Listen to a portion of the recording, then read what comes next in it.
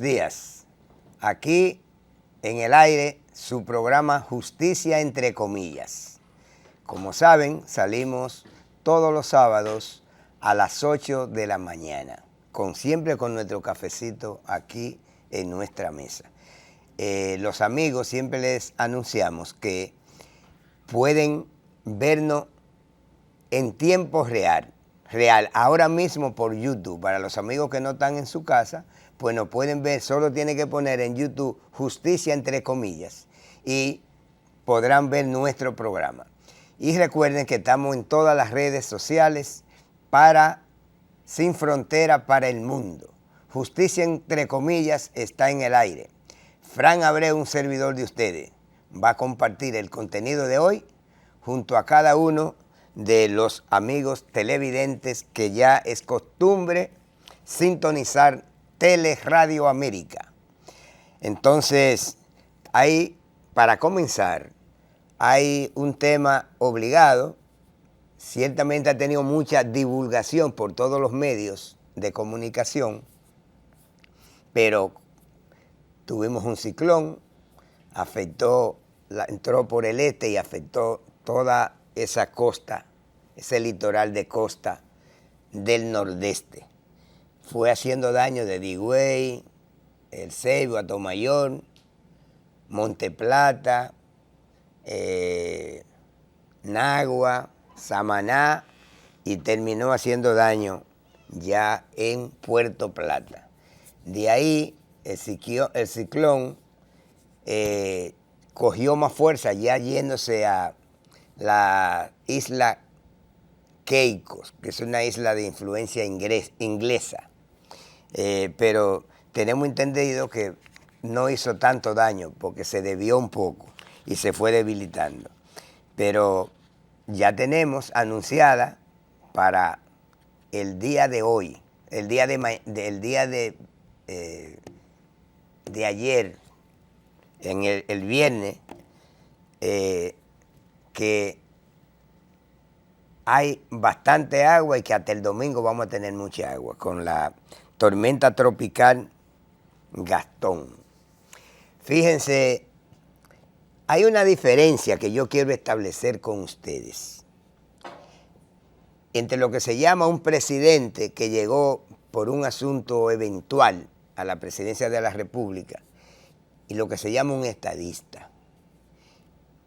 Eso es lo que está demostrando nuestro presidente Luis Abinader, que es un gran estadista, pero también un hombre comprometido con los pobres de este país.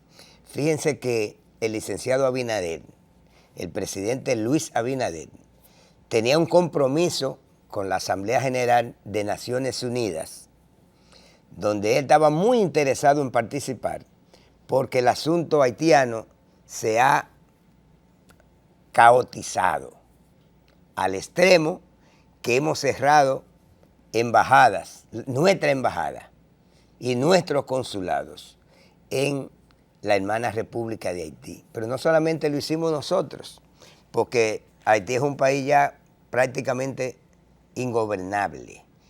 También España hizo lo propio y también Francia hizo lo mismo.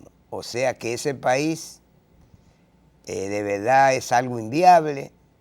Y yo le voy a decir personalmente a ustedes, mis queridos amigos televidentes, que me dan a mí el honor de poder comunicarme con ustedes cada sábado. Yo estoy temeroso porque, señores, el derecho a la sobrevivencia es un derecho fundamental, derecho a la vida. Entonces, en la medida que ese país, la crisis se agudiza, miren, no hay forma humana de que nosotros blindemos esa frontera para que ellos no pasen para este lado.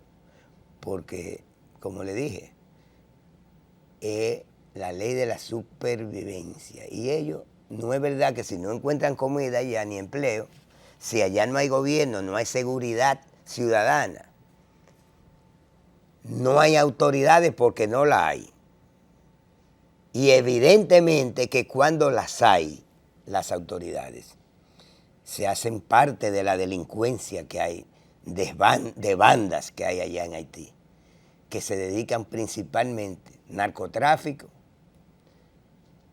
tráfico de personas y también ahí hay una empresa del secuestro que da miedo. Uno de los pocos países en el mundo que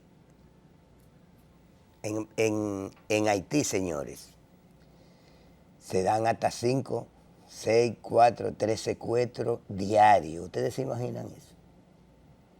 Ese país, en buen dominicano, se jodió. Y nosotros tenemos que poner nuestra barba en remojo, porque ellos no tienen para otro sitio, no tienen para dónde coger, que no sea para República Dominicana. Eso es así. Fíjense, la tormenta de verdad que pasó el fin de semana, el ciclón, hizo tanto daño que hay unas 8.300 personas que han sido movilizadas, tanto a casas de familiares como a casas de albergue. Yo retomo el tema cuando yo hablaba y el gobierno, unas 43 viviendas la está reparando para darle respuesta a los pobres de Quisqueya. Retomando lo que decía ahorita entre lo que es un presidente y lo que es un estadista. Fíjense que el presidente tuvo que declarar en emergencia esas 6 provincias. ¿Qué significa esto? Nosotros tenemos unos controles para comprar que tenemos que circunscribirnos a lo que establece la ley 140 de compra y contrataciones.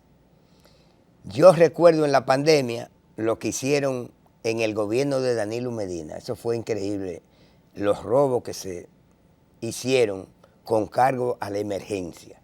El presidente Luis Abinader, él declaró de emergencia eso porque eso es necesario que lo haga. Pero de una vez creó un mecanismo, porque no es que vamos a comer con su dama, creó un mecanismo para comprar, pero más ágil que establece la ley y su reglamento. Sencillamente con el objeto fundamental que tiene este gobierno de que los dineros del pueblo, el dinero de los pobres de este país para escuelas y hospitales no vayan a los bolsillos de 2 o 3 ladroncitos que cuando van al poder, cuando van al Estado Dominicano, van con la malísima intención de robar.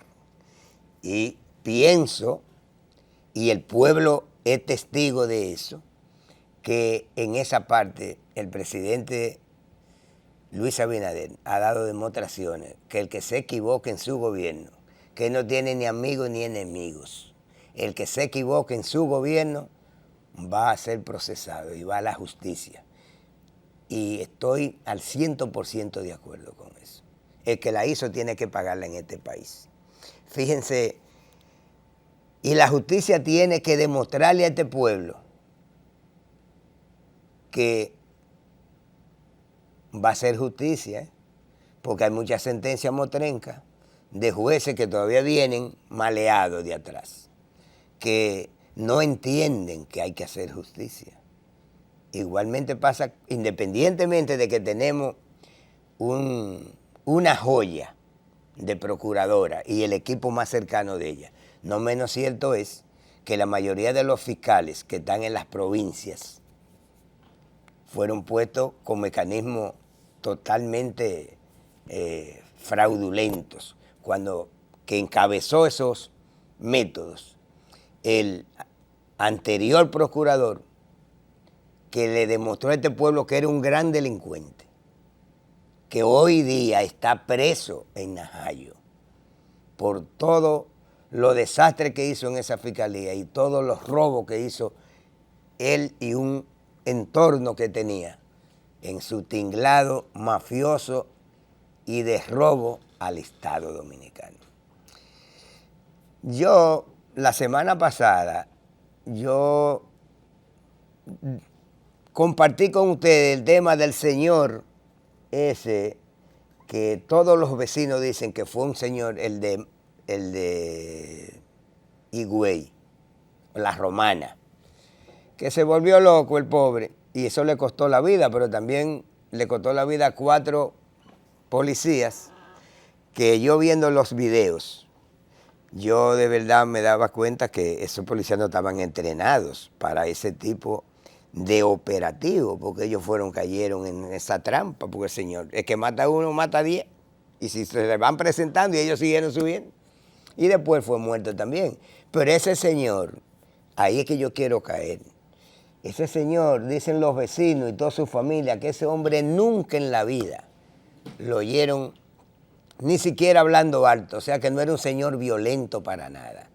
Sin embargo, esa locura en que él cayó fue desesperado porque él fue a buscar justicia y no, la justicia no fue receptiva con él. Como ya sabemos, él decía que en su taller que tenía de ebanistería le habían robado, lo tenían, ya usted sabe, lo tenían loco robándole y él iba a la justicia y nada, y nunca le hicieron caso. Y ese señor que se sintió en una sociedad donde no había justicia, fíjense que paró en la locura al final. Entonces, los jueces están puestos igual que los fiscales, que son casi todos de carrera, están puestos por tiempos determinados, pero como no se pueden cambiar los jueces, yo, este humilde servidor de esta patria, Fran Abreu, le quiere solicitar tanto a jueces como a fiscales, que son los jefes de la investigación en cada caso, que piensen que ellos tienen hijos, tienen mujer, tienen familia, tienen padres, tienen hermanos, que piensen en la sociedad. Como no se pueden cambiar, por lo menos yo quisiera pedirles a ustedes que cambien de conducta. Y yo no voy a hablar en particular de nadie, porque yo no puedo personalizar mis comentarios aquí en este programa. Pero los jueces y los fiscales que me están viendo en su pantalla, ellos sabrán, cada uno de ellos, a quién le sirve el sombrero al que yo me refiero. Así que esperamos en Dios que esos jueces recapaciten. Miren, señores,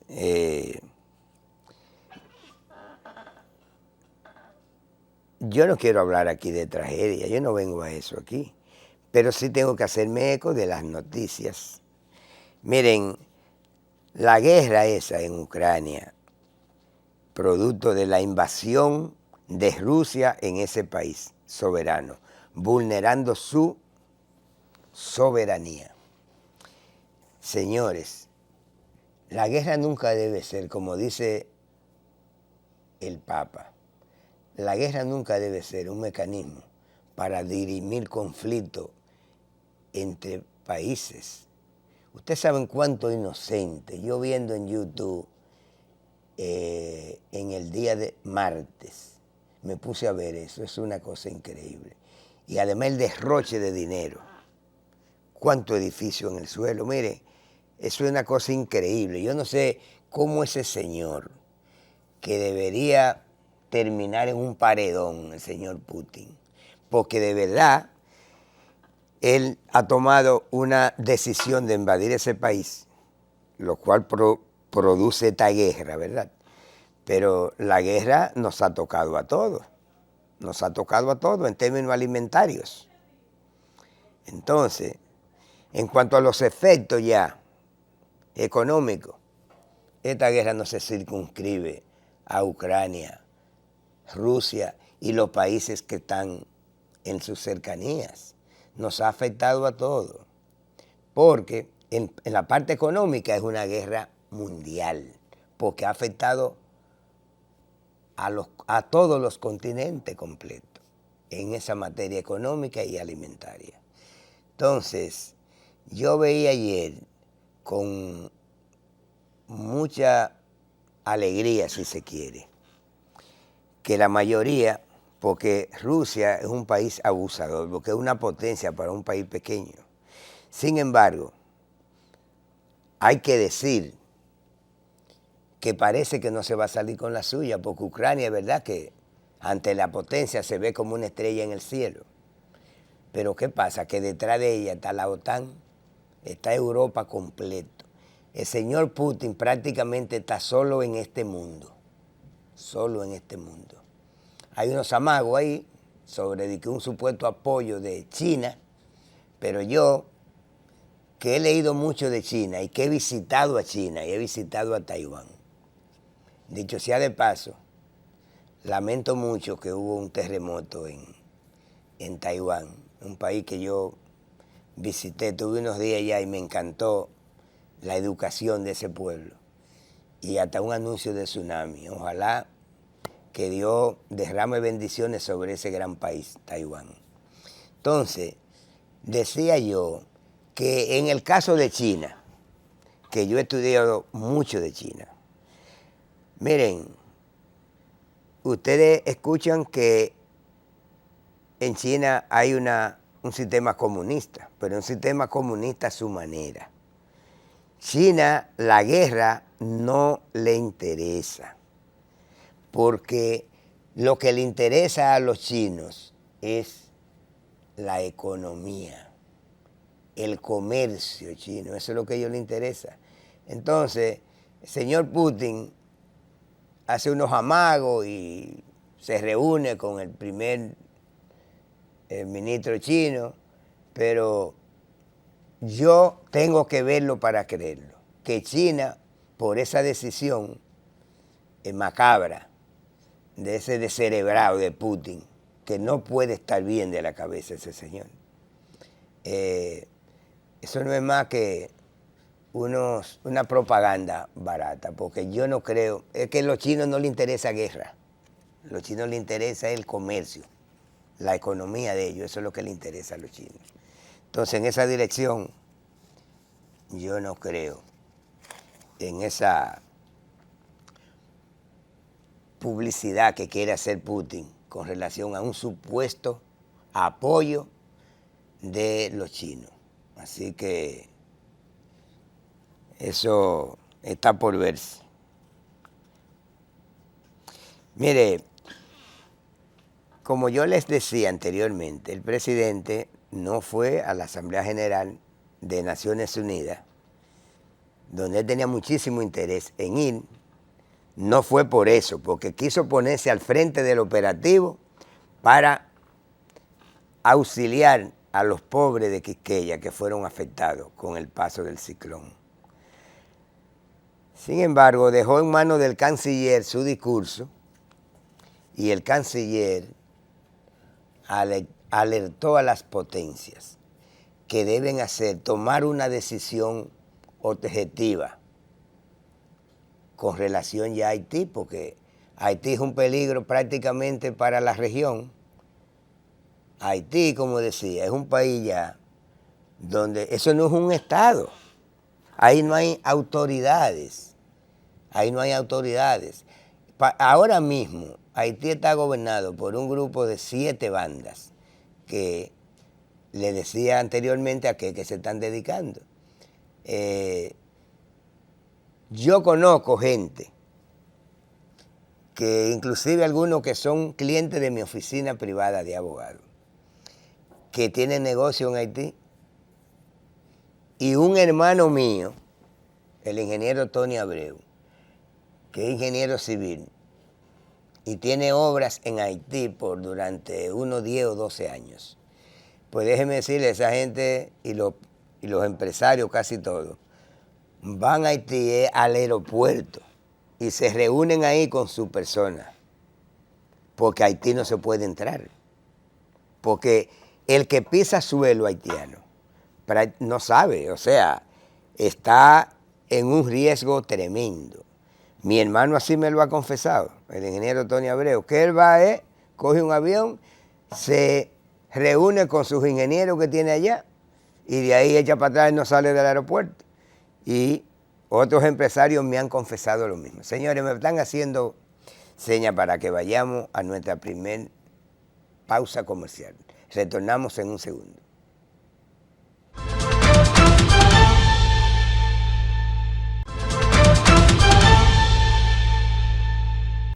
Bien, mis queridos amigos, de regreso con ustedes aquí en su programa Justicia entre comillas. Miren, yo quiero tocar el tema de la Cámara de Cuentas. Ha sido tema por un mes aproximadamente. Y la cosa yo la veo cada vez como que se ensombrece más. Fíjense, hay unas abogadas que la semana pasada, comenzando la semana pasada, denunciaron que estaban siendo acosadas por el presidente de esa Cámara. Pero antes de eso, habíamos tenido muchos escándalos sobre el mismo tema, en razón de que los miembros de la Cámara son 5 personas. Son 5 personas, entre ellos uno y otro. No hay jerarquía. Se nombra un presidente, que no es el jefe de los demás, porque ese es el que coordina las áreas administrativas de la Cámara de Cuentas, que es el organismo rector de la fiscalización del dinero que se maneja en el Estado Dominicano. Y vaya usted a ver, ese instrumento de control, de fiscalización, que se llama la Cámara de Cuentas, de escándalo en escándalos, en los anteriores gobiernos y ahora el propio Luis Abinader, presidente de la República, que había dicho que Cámara de Cuentas, Defensor del Pueblo, Ministerio Público, y lo ha cumplido. Ahora aquí parece que el Senado, que es a quien le asiste la designación de esos miembros, parece que se equivocaron. Porque el primer escándalo es porque el presidente se hace llamar como que él es el jefe de los demás, y no es así, porque él es uno más entre sus iguales, ¿verdad? Obviamente se creó el conflicto entre ellos. Ya nosotros tenemos experiencia de hace unos 8 o 10 años, de una Cámara de Cuentas que por pugilatos entre ellos, uno con otro, pues unos tuvieron que renunciar y otros fueron destituidos por el Senado, que es que lo nombra. En este caso, el que hace el papel de llevar la investigación, como si fuera el Ministerio Público, ¿verdad? En este caso, aquella vez con esa anterior Cámara de Cuentas, entonces la Cámara de Diputados investiga, instruye la acusación y la pasa al Senado, que finalmente acoge la recomendación o la rechaza. En este caso, pasado, de la Cámara aquella a la que yo hago mención,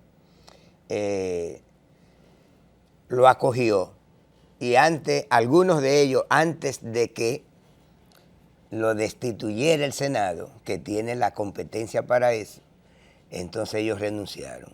Algunos dejaron que lo destituyan. Estos 5 miembros nuevos de la Cámara de Cuentas que apenas tienen unos años y meses, no tienen 2 años completos todavía, es lo que quiero decir. Parece que se vieron en ese espejo de la anterior Cámara de Cuentas a la que me he referido y trataron de armonizar internamente porque dijeron no tomamos riesgo de irnos todos, vamos a ponernos de acuerdo. Entonces, se reunieron, tengo entendido que los conflictos entre los miembros de la Cámara de Cuentas es un asunto prácticamente irreconciliable. Que hay una lucha de poder ahí internamente. Entonces, viéndose en ese espejo de los demás que destituyeron y tuvieron que renunciar, han publicado un comunicado en esta semana en la que ellos le anuncian al pueblo dominicano que se reunieron, llegaron a acuerdos, firmaron acuerdos y lo publicaron también. Pero te conozco bacalao aunque venga disfrazado. De ahí adentro de la Cámara de Cuentas yo sé muchas cosas. Ese acuerdo es para bajar la tensión. El problema sigue ahí idéntico, pero bueno, fue así. Ahora, ¿qué pasa? Las 2 abogadas, que como le dije hace un par de semanas, denunciaron que estaban siendo acosadas sexualmente por el presidente, que parece que se volvió loco, un muchacho hasta joven, que le dieron esa oportunidad. Y miren, señores, es increíble. En vez de casarse con la historia, miren hasta dónde ha ido a parar. Y no tiene 2 años todavía. Está, porque él tiene jurisdicción privilegiada. Él está sometido porque esas 2 abogadas se hicieron representar por abogados para que procedan. Los abogados han procedido y llevaron hasta la Procuraduría, por lo que les decía anteriormente, tienen jurisdicción privilegiada. Y eso está en manos de la Procuraduría. Y yo sí conozco a la magistrada Miriam Germán y a ese entorno. Yo le aseguro que por lo menos el presidente, por esa razón, casi seguro que va a ser destituido. ¿Cuándo? No lo sé. No lo sé. Porque si esa querella, que ya está en manos de una mujer que no da su brazo a torcer, que lo de ella es hacer justicia, Miriam Germán, eso está en manos de ella. Si eso tiene asidero legal y va a los tribunales y lo condenan, se destituyó él mismo automáticamente. Es cuestión de mandar eso al Senado. Está destituido violentamente. Así que yo quiero hacer extensivo este comentario que estoy haciendo con relación a la Cámara de Cuentas, a cada uno de los funcionarios de este gobierno, que sigan el ejemplo del presidente, que sigan el ejemplo del presidente, que ya él dijo que no tiene amigos ni enemigos. El que la hace, la paga. Aquí en este país, no tengo duda que con el presidente Luis Abinader, eso no son palabras que se la llevan los vientos. No, señor. Eso se cumple. Así que, mis amigos que tengo en el gobierno, yo le hago extensivo mi comentario, que se vean en ese espejo. Miren, señores, 2 años lleva el gobierno de Luis Abinader. 2 años enfrentando problemas. Y el hombre se ha puesto la pila, porque todos los problemas que ha tenido que enfrentar, pandemia desde que entró, ciclón, mal tiempo, tempestades, miren lo de ahora, todo lo ha enfrentado con éxito. Miren, recuperar el turismo en el medio de una pandemia es un asunto prácticamente no hay hito, sin referencia. Entonces, pero fíjense que en el medio del ventarrón por así llamarle, a este caso del fin de semana, lo cual cierra el turismo, lo cierra cuando hay fenómenos atmosféricos de esta naturaleza. Todos los vuelos inclusive se suspendieron para venir y salir de Santo Domingo. Sin embargo, el turismo se repuso rápidamente. Y hoy por hoy están llenos los hoteles de este país. Y entonces eso le da como un aliciente a uno. Porque las 2 entradas principales que tiene el país de moneda extranjera es precisamente el turismo y las remesas que envían los laboriosos dominicanos que están fuera de este país, ramificado en gran parte del mundo, básicamente Europa, Canadá y Estados Unidos. Así que a buena hora el anuncio de que podemos contar con que tenemos un turismo, ya se puede decir, renovado de nuevo. Los hoteles están llenos. Por otro lado, quiero referirme a las últimas noticias que provienen del Ministerio de Salud Pública. Miren, halagador por un lado, preocupante por otro. Halagador porque cada vez están anunciando los boletines que hay menos personas afectadas del COVID-19, que aún está en el aire. Lo que pasa es que como estamos vacunados, ya eso se convierte en una gripe sencilla. Prácticamente no hay hospitalizados, prácticamente. Hablamos que hasta 100. De repente, hasta se termina con eso de todos los días un boletín, porque ya eso es como la gripe, que es parte de nosotros, y nos va a dar gripe cada cierto tiempo, y la gripe se va, pero no va a tener una mortalidad que digamos importante.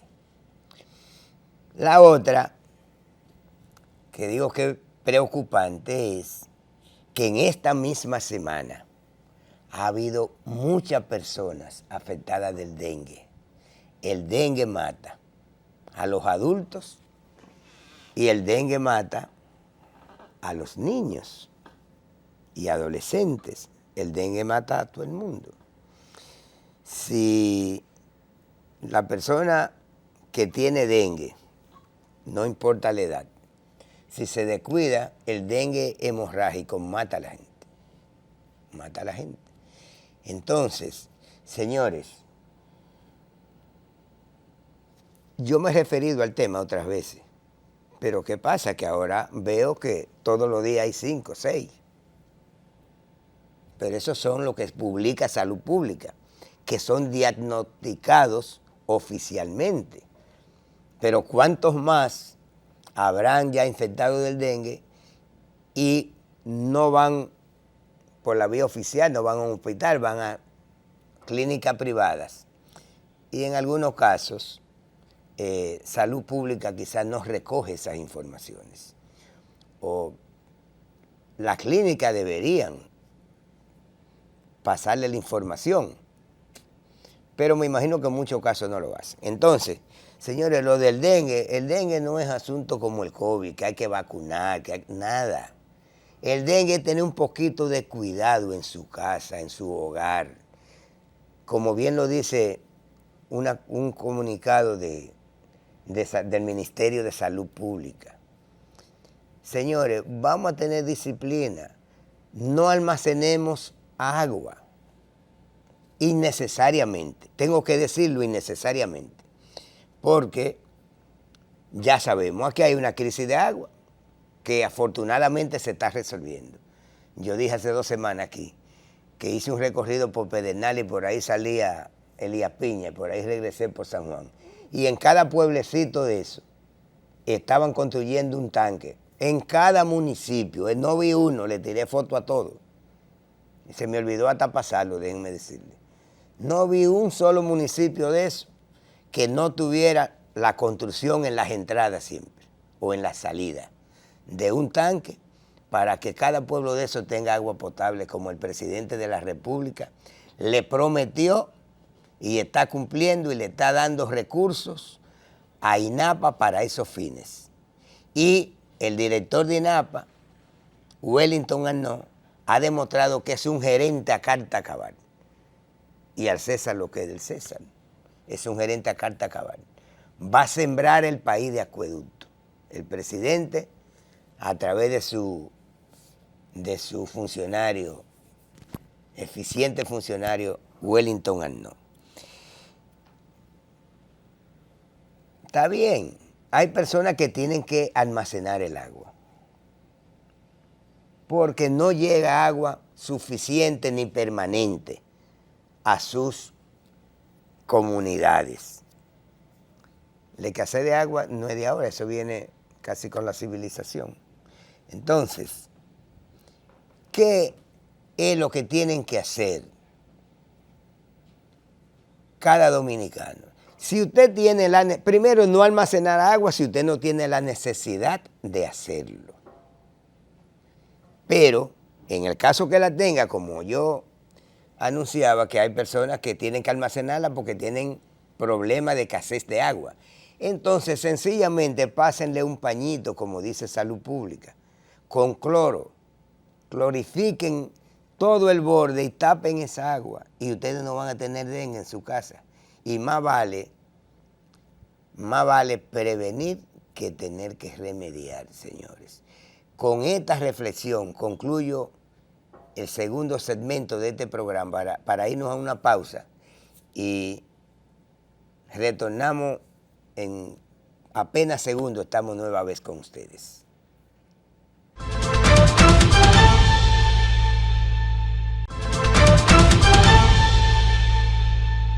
Bien, amigos, gracias por continuar con nosotros. En el aire, justicia entre comillas. Miren, otra noticia importante es, y que a cada uno de nosotros nos interesa porque nos da duro en los bolsillos, ¿verdad? Después de todas las cosas que nos han pasado, Dios, la Virgen de la Merced, la Virgen de la Altagracia, ve con ojos de piedad a nuestro país. Fíjense ustedes que llegamos en medio de la guerra, porque todo eso el culpable es Putin, que fue el que fue a invadir ese país y que armó esa guerra, que nos ha afectado a todos.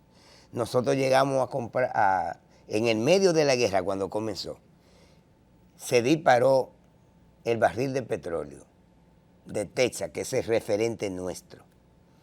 Se disparó hasta $150. Imagínense ustedes. El presidente de la República, hay una ley que regula los precios de los combustibles, todos. Entonces, fueron subiendo los precios al extremo que prácticamente el gasoil premium casi llega a 300 pesos, está a 200 y pico largo. Igualmente la gasolina premium. Y las demás, en términos escalonados, muy altos, todos los precios de todos los derivados. de el petróleo.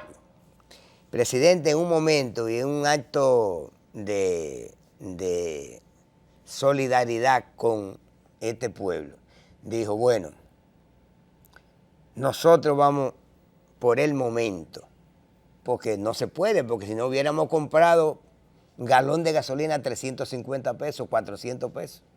Congeló los precios, todavía están congelados, y él dijo que lo iba a mantener congelado hasta que baje el precio del valor tope de 85 pesos dólares el barril.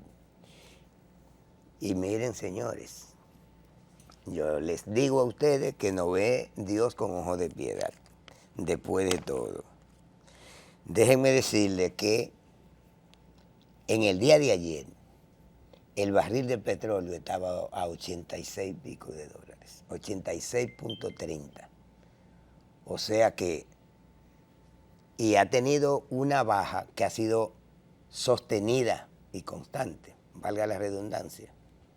Entonces, como va la cosa, señores, es posible que en estos tiempos donde todo es para arriba que va, y eso nada más no es aquí, en el mundo entero. Yo me junté con unos amigos que vinieron de Miami y ellos me dicen que allá el costo de la vida ha subido increíblemente. Los comestibles han subido en Nueva York, Estados Unidos completo, que eso es una cosa que da miedo. Entonces, nosotros en cualquier momento vamos a tener la noticia de que van a comenzar a bajar los precios de los combustibles, porque estamos ante un presidente que ha demostrado hasta la saciedad que es un hombre de palabra, comprometido con este pueblo y comprometido con los más pobres de este país, que los protege, no los engaña, pueblo dominicano. Estamos ante un gobierno que te protege, no te engaña. Entonces, imagínense ustedes, hay que hacer una fiesta. Si a mí me anuncian en 2 semanas, 3 semanas, que van a comenzar a bajar los precios de los combustibles, óigame, la mejor noticia de los últimos, qué sé yo, de la última década, porque aún se mantiene la guerra. Y yo pienso que en medio de la guerra vamos a poder bajar los precios de los combustibles. Entonces, parecería algo como imposible, como contradictorio, pero en la práctica parece que está por suceder eso.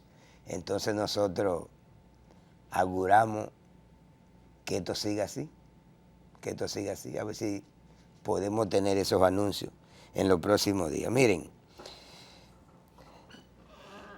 nosotros sabemos lo que pasó con el 4%. Miren cómo es que surge. Pasé un poco de historia breve porque no tenemos mucho tiempo ya.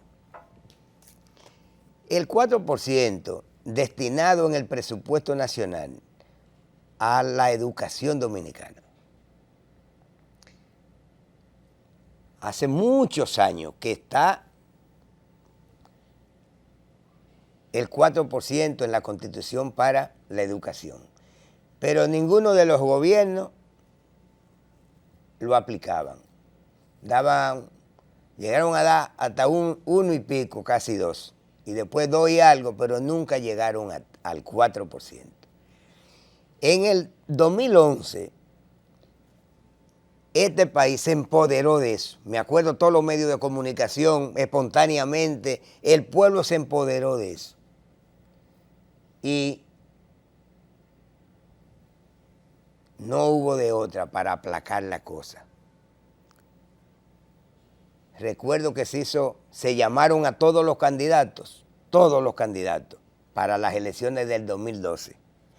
Y se firmó un acuerdo en la Pucamaima, donde cada uno de ellos se comprometía a que si ganaba, iba a aplicar el 4% que dice la ley. La ley es que lo dice. para la educación dominicana. Bueno, por ahí comenzamos, ¿verdad? En el 12 ganó, no ganó, porque yo sé, a base de fraude, ganó Danilo Medina a Hipólito Mejía en el 2012.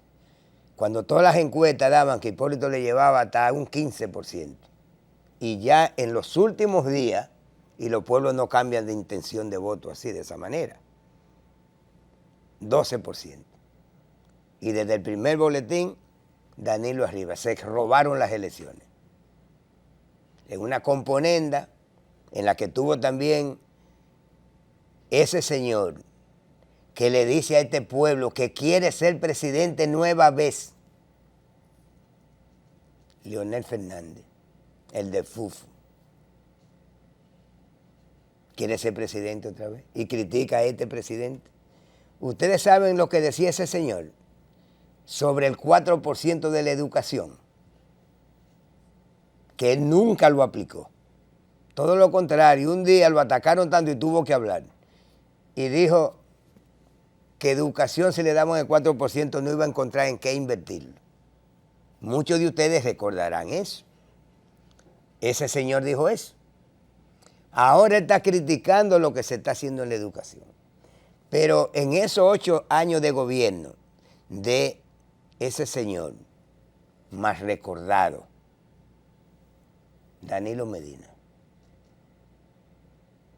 esa gente, eso es increíble lo que hicieron con ese presupuesto, porque es cuarto al granel dinero. Esa gente comenzaron a hacer negocios para comprar solares, independientemente de que estén cerca o no de las viviendas, y a precios a sobreprecio. Comenzaron a construir, señores, a construir solamente, porque ahí es que está el mazo, para sustraérselo, ¿verdad? Comenzaron a sobrevaluar y a comprar solares, ciertamente a relacionado de ellos, independientemente de la distancia que tenga ese centro del futuro con la comunidad más cercana, ¿verdad? Ya ustedes saben, eso es historia patria ya. El dinero que se perdió ahí. Pero resulta que la calidad de la educación tiene muchas aristas. Es verdad que es importante. Fíjense que ahora el ministro nuevo hasta denuncia que faltan aulas y se le está buscando una solución a ese asunto. Porque también dejaron muchísimas aulas, muchísimas escuelas. La gente del señor aquel más recordado, Danilo Medina, dejaron muchísimas, pero muchas escuelas. En el mismo gobierno de él la abandonaron porque no le pagaban a los contratistas. Porque ya sabemos de qué manera en ese gobierno le pagaban a los contratistas. Cuando no llegaban a acuerdos, no le pagan, se para. Y este gobierno encontró una cantidad inmensa de edificaciones para escuelas y liceos abandonadas. Y la asumió, y las terminó, y hace más, y está haciendo más. ¿Usted me entiende? Anunció el presidente Abinader que a los padres y a las madres y a los jóvenes y los niños de este país que no se preocupen, que en el gobierno de él no habrá un solo niño que se quede en su casa por falta de aula. Y ya se estableció un mecanismo anunciado por el actual ministro de Educación. Hay colegios que trabajan una tanda. Entonces la noche se le está alquilando y más que eso. Por cada estudiante de eso, el Estado Dominicano va a aportar $500. Oiga bien. Ustedes me corrigen, ¿es $500 o pesos? Es dólares. $500. pagándole a la persona para que vayan a recibir docencia. Porque un país donde su gente no se educa, es un país que no progresa. Quien les habla a ustedes, le decía a sus hijos, que ya el último, el más pequeño, es abogado, se graduó. Le decía a sus hijos, miren, la única forma que tiene un joven de salir de la pobreza es estudiando. Yo recuerdo, mi hijo Francisco José, ingeniero civil, y él siempre decía que quería ser ingeniero y el otro decía que quería ser abogado. Y cuando yo pasaba por una construcción, mi esposa siempre hasta se reía de eso. Yo le decía, mira, mi hijo, ¿tú quieres ser ingeniero? Mira, si tú te quedas con la aspiración y no llegas a ser ingeniero, eso es lo que tú vas a hacer, lo que están haciendo esos haitianos ahí. ¿Tú estás seguro, verdad?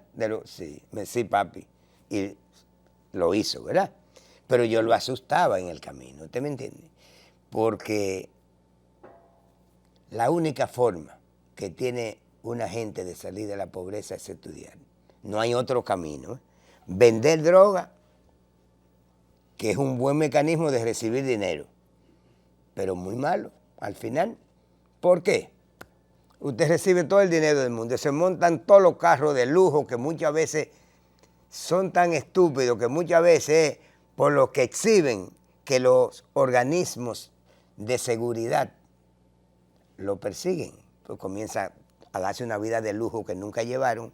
¿Y cómo terminan esa gente? Muerto o en la cárcel. Yo estaba viendo una entrevista a propósito de eso. Bueno, concluyendo el tema, bueno, ese problema fue un asunto que se denunció por el mismo ministro de falta de aula. Y ya en 3 días había una solución. El presidente anunció que ningún niño se quedaría en su casa por falta de aula. Y hasta lo va a subsidiar a sus padres.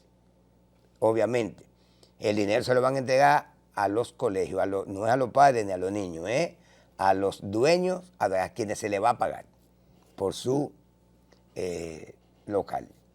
Entonces, yo le digo, el camino es estudiar. En este país vamos bien, en manos de un presidente que es un lujo que nos estamos dando. No se puede mirar para atrás, como decía él, que para atrás la cosa está oscura. Miren, lamentablemente esta hora se me ha ido muy rápido, ya me dicen que tenemos que irnos. Mañana es día de la Mercedes. Mañana me imagino que La Vega se llenará.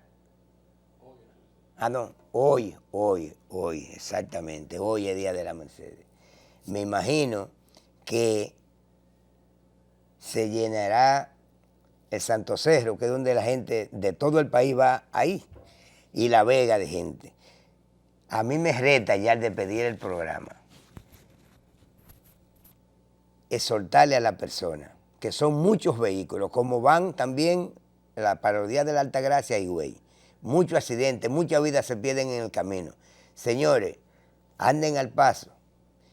Y si van a manejar, háganlo con prudencia. Ustedes van a andar con su familia. No se emborrachen, no tomen alcohol.